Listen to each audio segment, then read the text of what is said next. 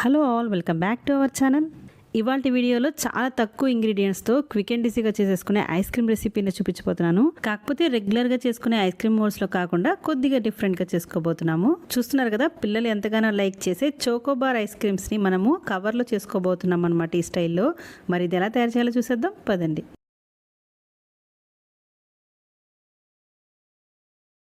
First ఒక బౌల్లో ice cubes వేసుకొని దానిపైన మరొక బౌల్ని ఇలా సెట్ చేసుకోవాలి. తర్వాత ఇందులో ఒక కప్పు విప్పింగ్ క్రీమ్ తీసుకోవాలి.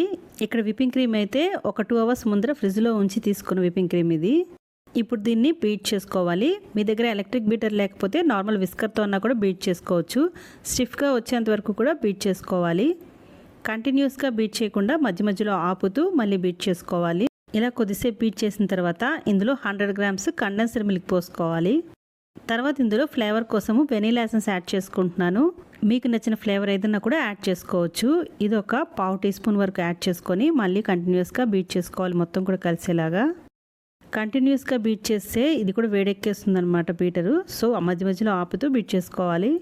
ఇక్కడ చూస్తున్నారు కదా, కన్సిస్టెన్సీ క్రీమీ టెక్స్చర్తోనూ మంచి స్టిఫ్నెస్ అయితే వచ్చేసింది. సో ఇలా వచ్చేంత వరకు కూడా మనము కంటిన్యూస్గా బీట్ చేసుకుంటూ ఉండాలి. సో ఇది పర్ఫెక్ట్ టెక్స్చర్. ఇంకా ఐస్ క్రీమ్ అయితే ఫిల్లింగ్ కోసం రెడీ అయిపోయింది. ఇంకా దీన్ని పక్కన పెట్టేసుకుందాము. తర్వాత ఈ ఐస్ క్రీమ్స్ ని మనము సన్నటి కవర్స్ లో పోసుకోవాలి. నా దగ్గర అయితే టైంకి సన్నటి కవర్స్ అయితే అవైలబుల్ గా లేవు. సో ఇలా పెద్ద కవర్ నే నేను 3 parts గా చేసుకుంటున్నాను. ఇలాంటి జిప్ బ్యాగ్స్ ని తీసుకొని కొద్దిగా కత్తిని వేడి చేసుకొని దాని మీద ఇలా కట్ చేస్తే ఈజీగా మనకి 2 parts గా అయిపోతుంది అనమాట. ఇలా నేను ఒక కవర్ని 3 parts గా చేసుకున్నాను. మామూలుగా ఇంత కష్టపడాల్సిన అవసరం లేదండి. మార్కెట్లో మనకి సన్నటి బ్యాగ్స్ అయితే అవైలబుల్గా ఉంటుంది. సో డైరెక్ట్గా దాన్ని తీసుకొని చేసేసుకోవచ్చు. ఇక్కడ చూస్తున్నారు కదా, ఇలా వేడి కత్తితో కట్ చేస్తే చక్కగా మనకి ఒక కవర్ టైప్న వచ్చేస్తుంది అనమాట. సో ఇది ఎవరికైనా యూజ్ అవుతుందని నేను ఈ ప్రాసెస్ చూపిస్తున్నాను. నార్మల్గా అయితే సన్నటి కవర్స్లో డైరెక్ట్గా చేసేసుకోండి. తర్వాత ఇక్కడ కోటింగ్ కోసము డార్క్ చాక్లెట్స్ని తీసుకున్నాను. సో ఒక్కొక్క బ్యాగ్లోనూ కొన్ని డార్క్ చాక్లెట్స్ని వేసుకుంటున్నాను.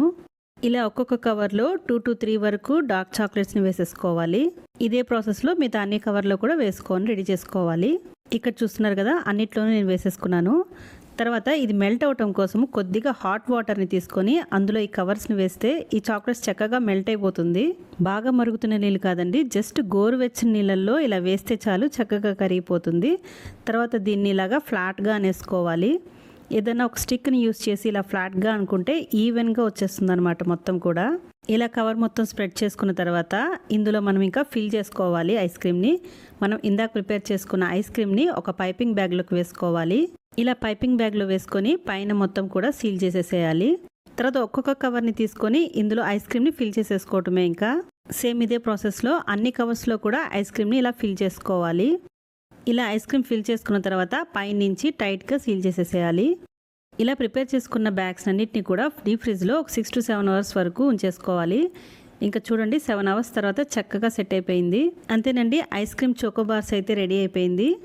ఎప్పుడు రొటీన్గా ఐస్ క్రీమ్ మోడ్స్లో కాకుండా ఇలా డిఫరెంట్గా చేసేవండి. చిన్నపిల్లలు అయితే చాలా బాగా లైక్ చేస్తారు. చేసుకునే ప్రాసెస్ కూడా చాలా సింపుల్, చాలా ఈజీగా చేసేసుకోవచ్చు. మరి మీరు కూడా తప్పకుండా ట్రై చేసి చూడండి. మన ఛానల్లో different types of summer recipes అయితే నేను పోస్ట్ చేశాను. మీరు కానీ చూడకపోతే ఒక్కసారి ఛానల్లోకి వెళ్ళి విజిట్ చేయండి. మరి వీడియో నచ్చితే వీడియోని లైక్ చేయండి. మరిన్ని ఇంట్రెస్టింగ్ రెసిపీస్ కోసం మన ఛానల్ని సబ్స్క్రైబ్ చేసుకోండి.